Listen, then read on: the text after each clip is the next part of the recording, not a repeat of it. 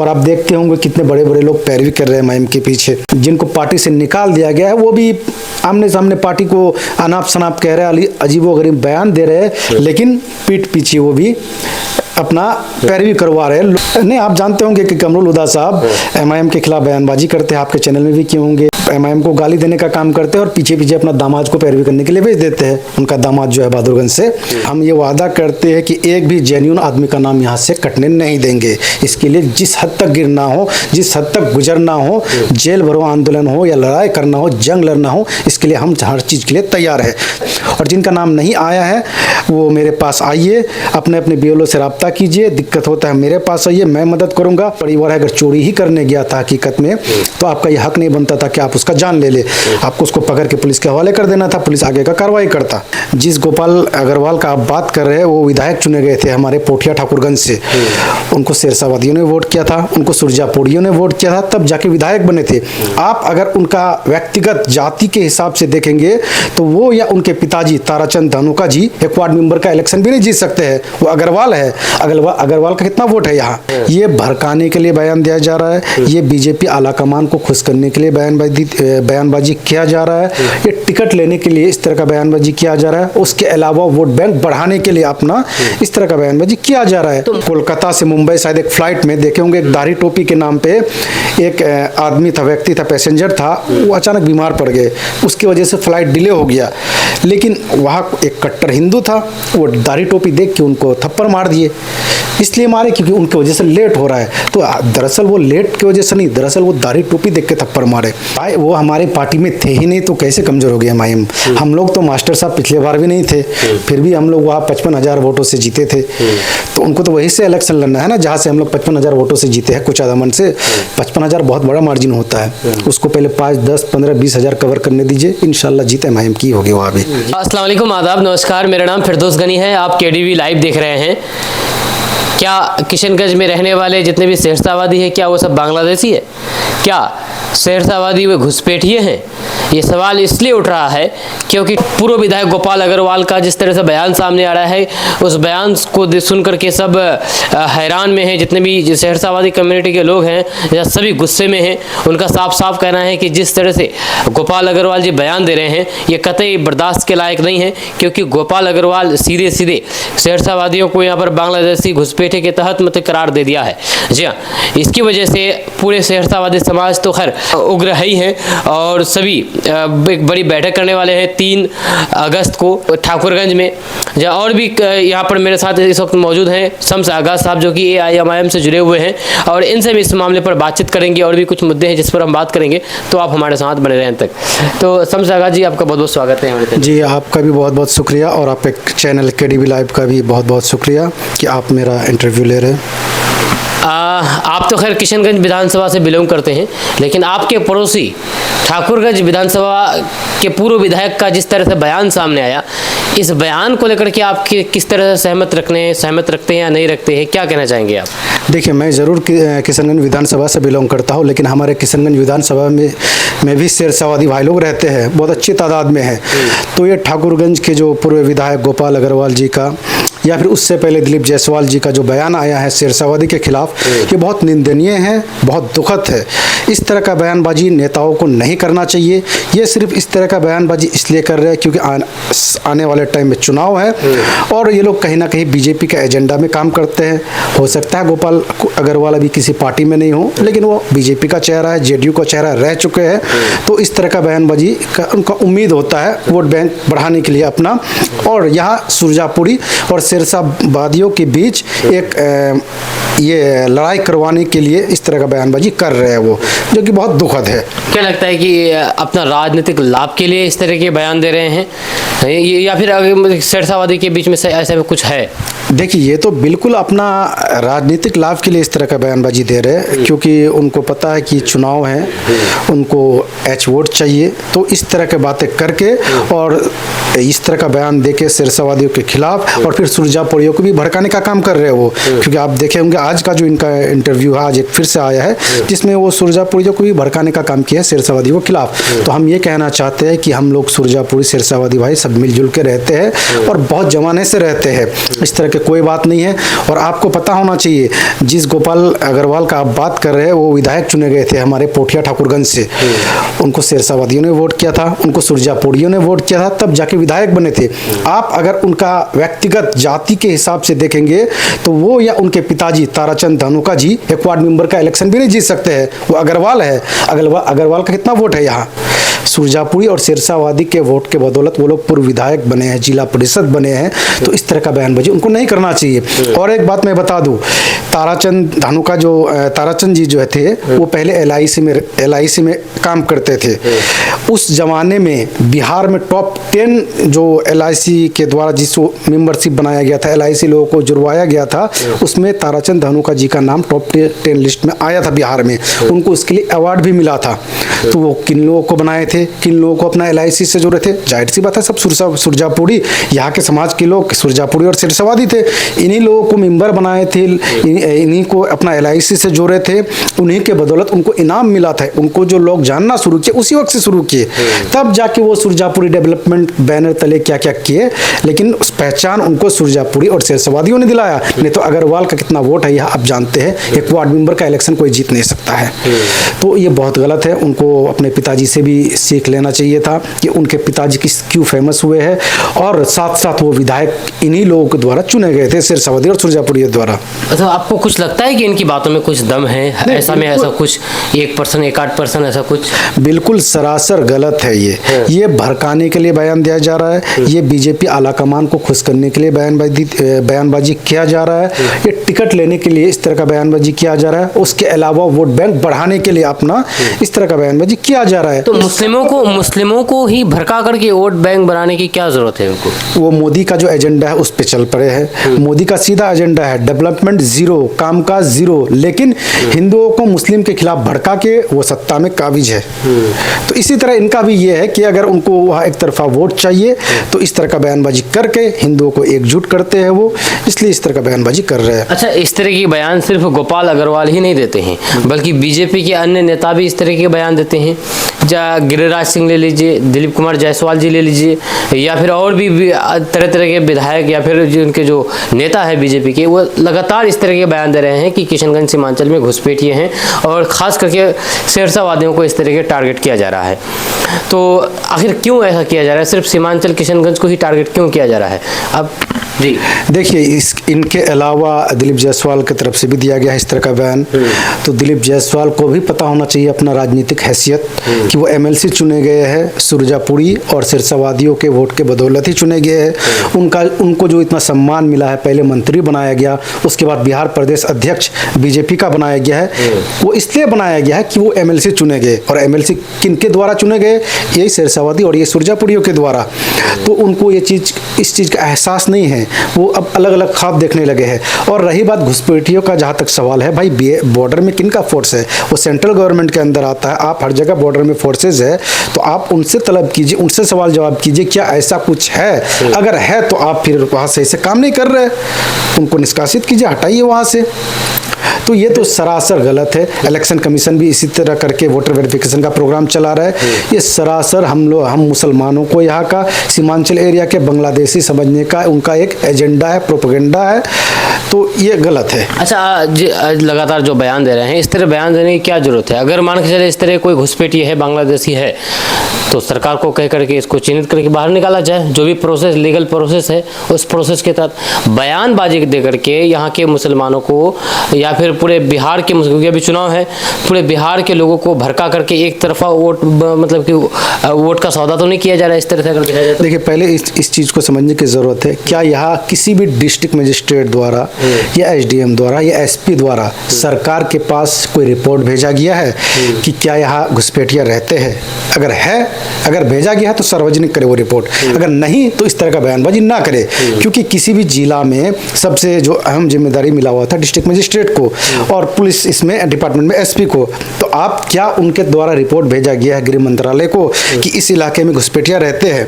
अगर नहीं रहते हैं तो फिर इस तरह का बयानबाजी लोग क्यों करते हैं? ये सीधा वोट बैंक के लिए अपना कर रहे हैं और मुसलमानों से नफरत का जो उनका एजेंडा है उसको वो जग जाहिर कर रहे हैं। देखे होंगे आप आज कोलकाता से मुंबई शायद एक फ्लाइट में देखे होंगे, एक दाढ़ी टोपी के नाम पे एक आदमी था, व्यक्ति था, पैसेंजर था, वो अचानक बीमार पड़ गए, उसकी वजह से फ्लाइट डिले हो गया।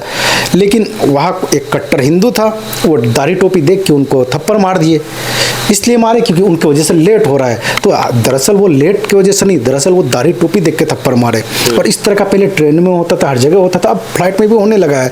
तो मैं मांग करता हूँ जो मिनिस्ट्री ऑफ सिविल एविएशन है, उसके अलावा जो इंडिगो फ्लाइट था शायद, वो उस इंडिगो फ्लाइट के ऑनर से कि जो व्यक्ति था जिसने थप्पड़ मारने का काम किया है उसको जीवन भर के लिए उस फ्लाइट में जाने का वो प्रतिबंध लगा दीजिए और उस पर एक्शन भी लिया जाए, FIR भी हो, और ताकि इस तरह के लोग हरकत ना करें। तो आपको लगता है कि इस तरह की घटना एक नफरत के तहत दिल की घटना को अंजाम दिया गया? बिल्कुल, ये सरासर नफरत है। उसमें बहुत लोग बैठे हुए थे। अगर किसी का तबीयत खराब हो गया तो जाहिर सी बात है फ्लाइट डिले हो गया, क्योंकि किसी डिले होगा ही होगा। किसी बीमार आदमी को लेकर फ्लाइट में ट्रेवल नहीं कर सकता है, जान से ज़्यादा कीमत टाइम भी नहीं है। तो आप वहाँ तो इंसान का जान बचाना होगा, पहले उसको ठीक करके तभी फ्लाइट टेक ऑफ करेगा।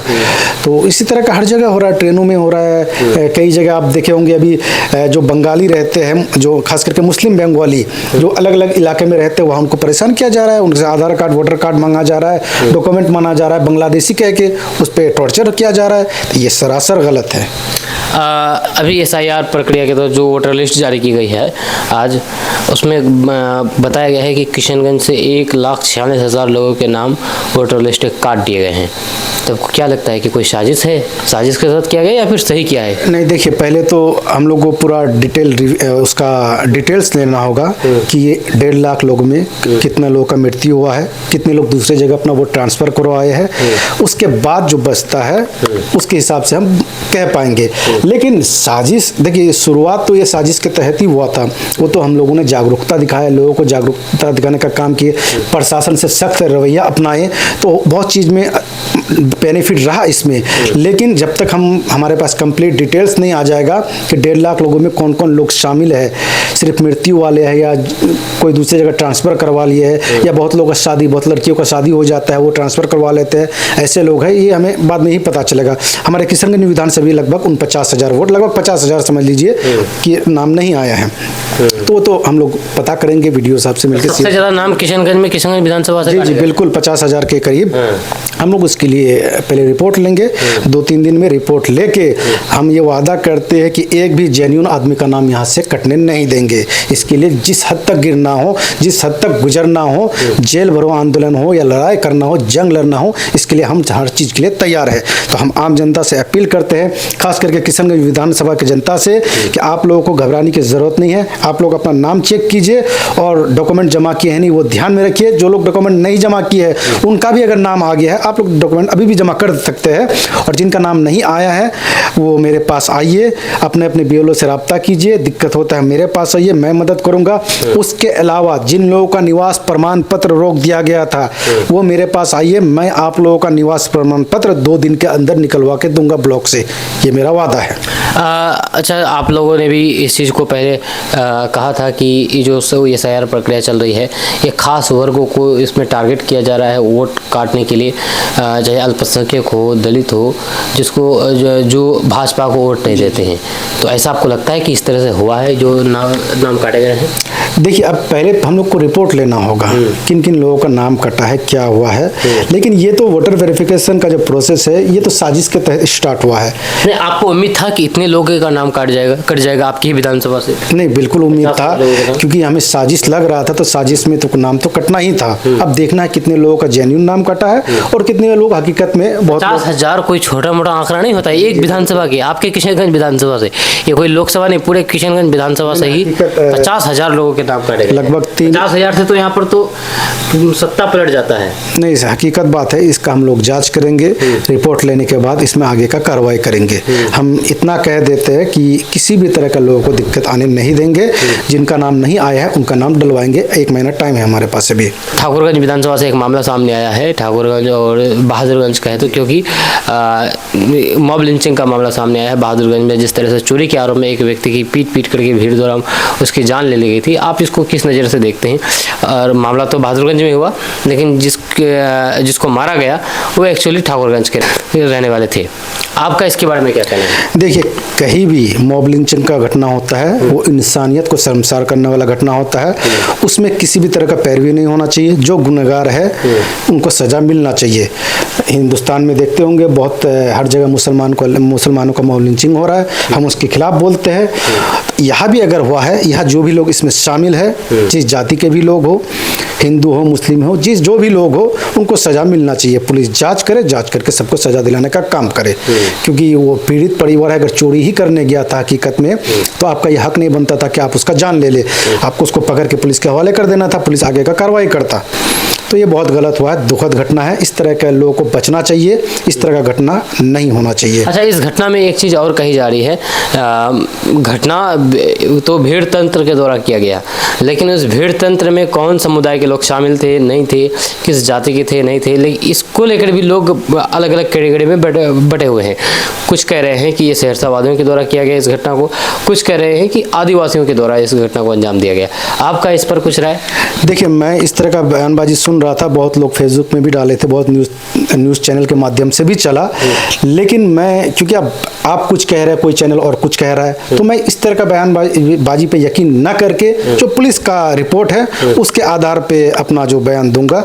पुलिस के रिपोर्ट में जो है वो देखते होंगे कि 7 से 8 लोग जो नाम दर्ज है, जिनको अरेस्ट किया गया है, उनमें एक दूसरे जाति का है, 7 लोग दूसरे जाति का है।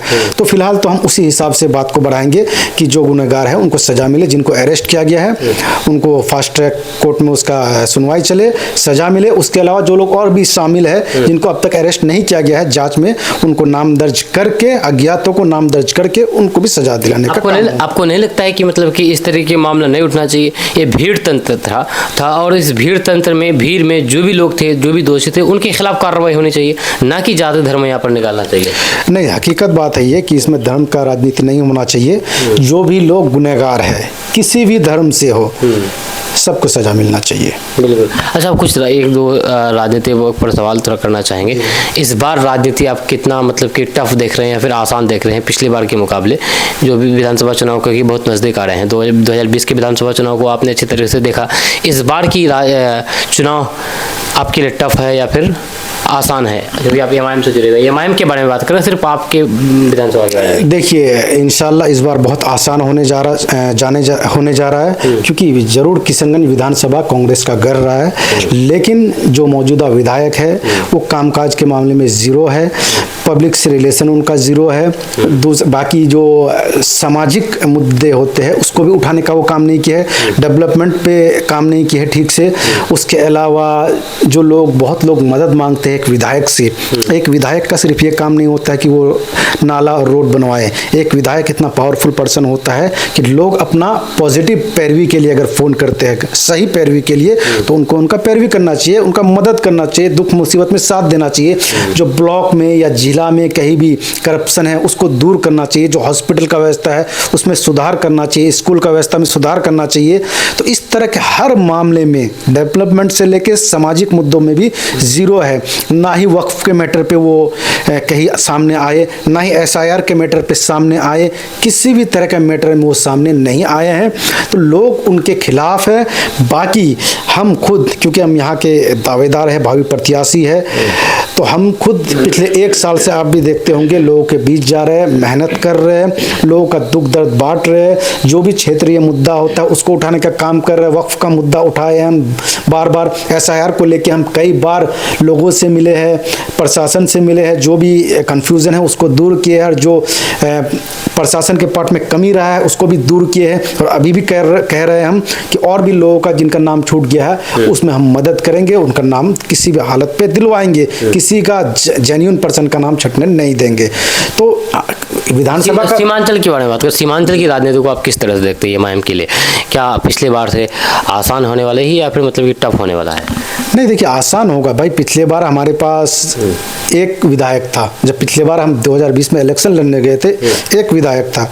इस बार हमारे पास अगर आप जीतने का भी तो एक ही विधायक है, जीतने के आधार पे देखिए तो 5 है भाई। एमआईएम के नाम पे वोट पड़ा, वो जीत के बदल चले गए, अलग बात है, लेकिन वोट तो एमआईएम के नाम पे पड़ा ना। तो हमारे पास 5 का स्ट्रेंथ है। 5 एमएलए के साथ हम लोग इस बार विधानसभा का तैयारी कर रहे हैं। और आप देखते होंगे कितने बड़े बड़े लोग पैरवी कर रहे हैं एमआईएम के पीछे। बहुत लोग पैरवी कर रहे हैं, जिनको पार्टी से निकाल दिया गया है वो भी आमने सामने पार्टी को अनाप शनाप कह रहे हैं, अजीबोगरीब बयान दे रहे हैं, लेकिन पीठ पीछे वो भी अपना पैरवी करवा रहे हैं लोगों से, अपना दामाद से, किन किन से करवा रहे हैं। तो ये दोगलापन लोग जान चुके हैं। अब यहाँ का जनता को, किशनगंज विधानसभा का जनता को एक नया विधायक चाहिए। और दामाद के बारे में बताया, दामाद से पैरवी करवा रहे हैं जी, जैसे कुछ नहीं, आप जानते होंगे कि कमरुल हुदा साहब एमआईएम के खिलाफ बयानबाजी करते हैं, आपके चैनल में भी किए होंगे, गांव मोहल्ला में भी किए होंगे, वॉइस ऑफ इंडिया में भी किए होंगे। एमआईएम को गाली देने का काम करते हैं और पीछे पीछे अपना दामाद को पैरवी करने के लिए भेज देते हैं। उनका दामाद जो है बहादुरगंज से, उनको कहीं आपका इशारा कोई किसी दूसरे दामाद की तरफ तो नहीं है? नहीं, दामाद भाई, उनका दामाद को नहीं जानते हैं आप? नहीं, उसका दामाद को जानते हैं, और भी कोई दामाद होगा किसी और वो दामाद के साथ जुड़े हुए लोग होंगे, लेकिन हम दामाद का ही बात बोलेंगे। तो वही चीज है कि वो पार्टी को भी गाली देते हैं।